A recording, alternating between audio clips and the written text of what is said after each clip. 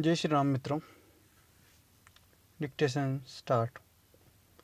योग्य अधिवक्ता अयाची संख्या 2 परिवादिया का कथन रहा कि विवाह विच्छेद की याचिका का जवाब एक सिविल कार्यवाही है, उसे फौजदारी कार्यवाही का भाग नहीं माना जा सकता है, तथा उनका कथन रहा कि विद्वान विचारण न्यायालय के समक्ष उक्त जवाब याचिका पत्रावली पर उपलब्ध नहीं थी।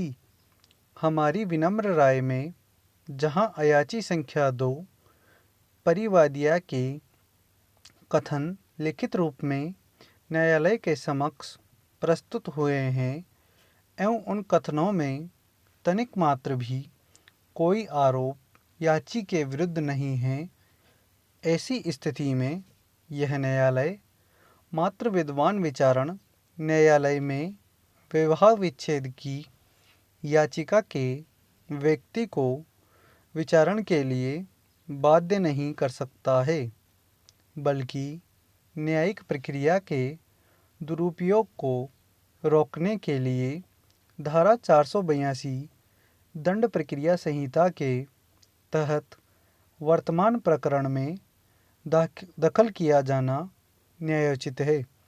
धारा 498A, 406, 323 भारतीय दंड संहिता के क्रम में अधिक से अधिक कृत्य याचिका वर्ष 2003 के पूर्व का बताया गया है। ऐसी स्थिति में न्यायालय का यह परम कर्तव्य है कि धारा 468 दंड प्रक्रिया संहिता के प्रावधानों के तहत समस्त तथ्यात्मक स्थिति पर विचार करते हुए एवं कानूनी बिंदुओं पर मनन करते हुए प्रसंज्ञान का आदेश पारित करे।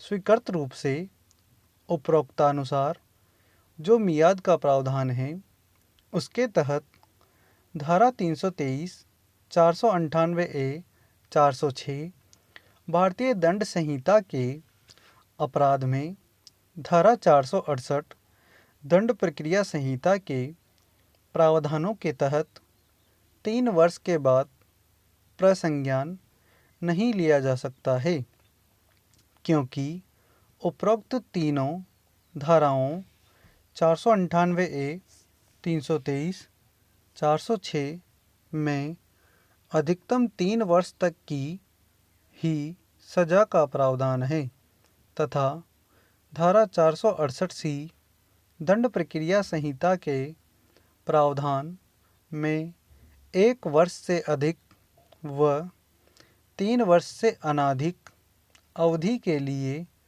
3 वर्ष ही प्रसंज्ञान हेतु समयावधि निर्धारित है।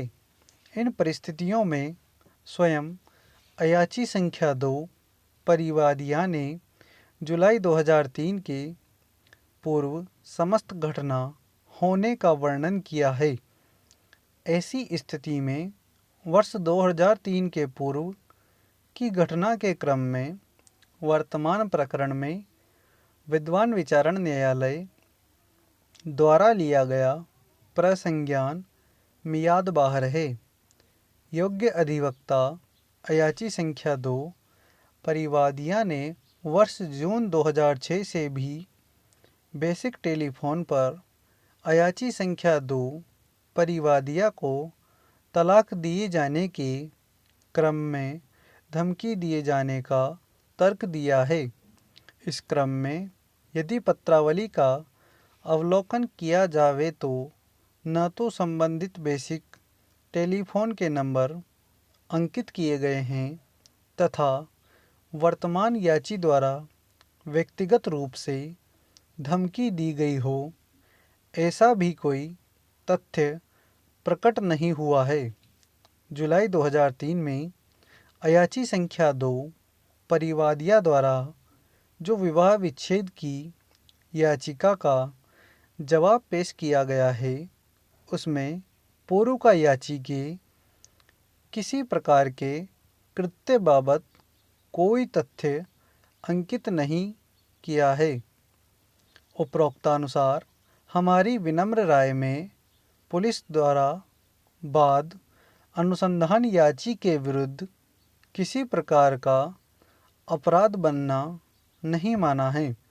उसके विपरीत जाकर विद्वान विचारण न्यायालय द्वारा मात्र गवाहान के बयानों को यथावत मानते हुए मियाद के बिंदु को नज़रअंदाज कर एवं धारा 406 भारतीय दंड संहिता के आवश्यक घटकों के बाबत तथ्यात्मक स्थिति उपलब्ध नहीं होने के बावजूद भी प्रसंज्ञान आदेश पारित किया गया है।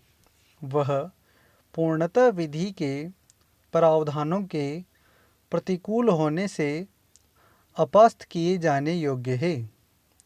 परिणामतः याची की ओर से प्रस्तुत यह फौजदारी विविध याचिका अंतर्गत धारा 482 दंड प्रक्रिया संहिता स्वीकार की जाती है।